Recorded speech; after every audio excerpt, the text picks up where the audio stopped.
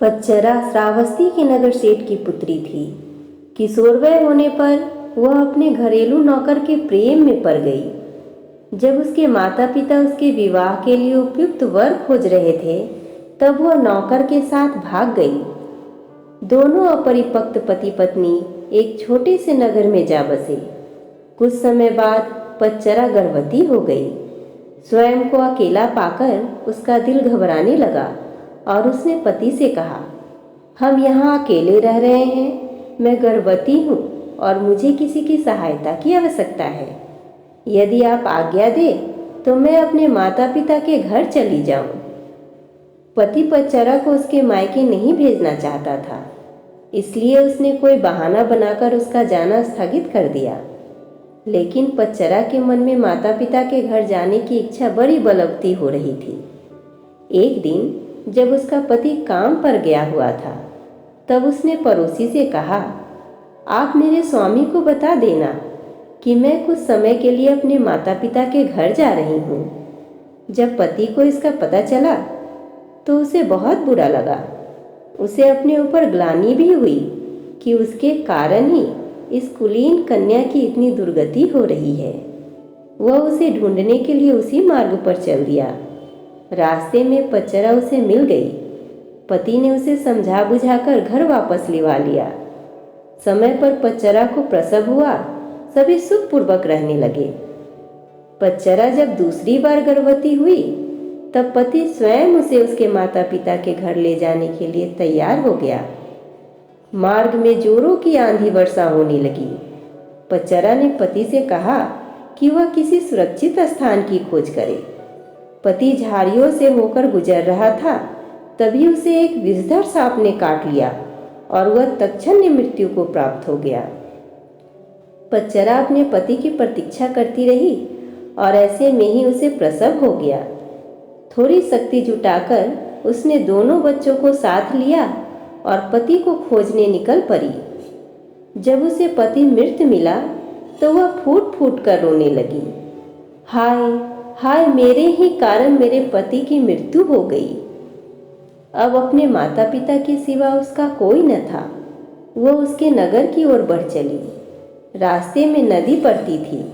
उसने देखा कि दोनों बच्चों को साथ लेकर नदी पार करना कठिन था, इसलिए बड़े बच्चे को उसने एक किनारे पर बिठा दिया और दूसरे को छाती से चिपकाकर दूसरे किनारे को बढ़ चली। वहां पहुंचकर उसने छोटे बच्चे को कपड़े में लपेटकर झाड़ियों में रख दिया और बड़े बच्चे को लेने के लिए वापस नदी में उतर गई। नदी पार करते समय उसकी आंखें छोटे बच्चे पर ही लगी हुई थी। उसने देखा कि एक बड़ा गिद्ध बच्चे पर झपटकर उसे ले जाने की चेष्टा कर रहा है। वह चीखी चिल्लाई, लेकिन कुछ नहीं हुआ। दूसरे किनारे पर बैठा बच्चे को जब अपनी माँ की चीख पुकार सुनी तो उसे लगा कि माँ उसे बुला रही है। वह झटपट पानी में उतर गया और तेज बहाव में बह गया। छोटे बच्चे को गिद्ध ले उड़ा और बड़ा नदी में बह गया। उसका छोटा सा परिवार पूरा नष्ट हो गया। वह विलाप करती हुई अपने पिता के घर को चल दी। रास्ते में उसे अपने नगर का एक यात्री मिल गया, जिसने उसे बताया कि नगर सेठ का परिवार अर्थात उसके माता पिता और सभी भाई बहन कुछ समय पहले घर में आग लग जाने के कारण मर गए। यह सुनते ही पच्चरा पर दुखों का पहाड़ टूट पड़ा।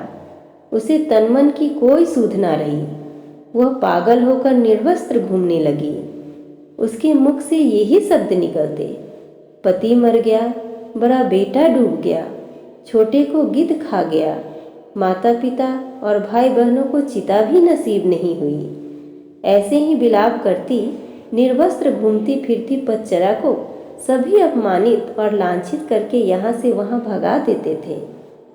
जेतवन में भगवान बुद्ध धर्मोपदेश दे रहे थे। पच्चरा अनायास ही वहाँ आ गई। उपस्थितों ने कहा, अरे ये पागल है, इसे यहाँ से भगाओ। बुद्ध ने उन्हें रोकते हुए कहा, इसे मत रोको, मेरे पास आने दो। पच्चरा जब बुद्ध के समीप आई तो बुद्ध ने उससे कहा, बेटी अपनी चेतना को संभाल। भगवान को अपने इतने समक्ष पाकर पच्चरा को कुछ होश आया और अपनी नग्नता का बोध हो आया। किसी ने उसे चादर से ढाक दिया। वह फूट फूट कर रोने लगी। भगवान, मेरे पति को सांप ने डस लिया और छोटे छोटे बच्चे मेरे आंखों के सामने मारे गए। मेरे माता पिता, बंधु बांधव सभी जलकर मर गए। मेरा अब कोई नहीं है, मेरी रक्षा करो। बुद्ध ने उससे कहा, दुखी मत हो, अब तुम मेरे पास आ गई हो। जिन परिजनों की मृत्यु के लिए तुम आंसू बहा रही हो, ऐसे ही अनंत आंसू तुम जन्म जन्मांतरों से बहाती आ रही हो। उनसे भरने के लिए तो महासमुंदर भी छोटे पड़ जाएंगे। तेरी रक्षा कोई नहीं कर सकता। जब मृत्यु आती है तो कोई परिजन आदि काम नहीं आते। यह सुनकर पच्चरा का शोक कुछ कम हुआ। उसने बुद्ध से साधना की अनुमति मांगी। बुद्ध ने उसे अपने संग में शरण दे दी। धर्म के परम स्रोत के इतने समीप रहकर पच्चरा का दुख जाता रहा। वह नित्य ध्यान व ज्ञान की साधना में निपुण हो गई। एक दिन स्नान करते समय उसने देखा कि देह पर पहले डाला गया पानी कुछ दूर जाकर सूख गया।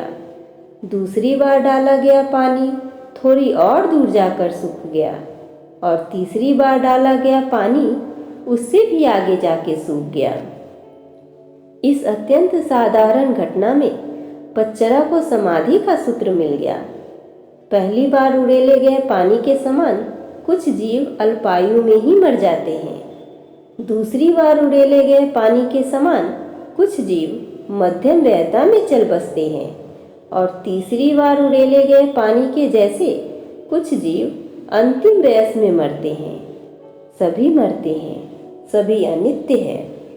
ऐसे में पच्चरा को यह भान हुआ जैसे अनंत करुणावान प्रभु बुद्ध उनसे कह रहे हैं, हाँ पटाचार्य, समस्त प्राणी मरण धर्मा है। इस प्रकार पच्चरा उन बौद्ध साधिकाओं में गिनी गई जिनको निप्रयास ही एक जीवन काल में ही निर्माण प्राप्त हो गया।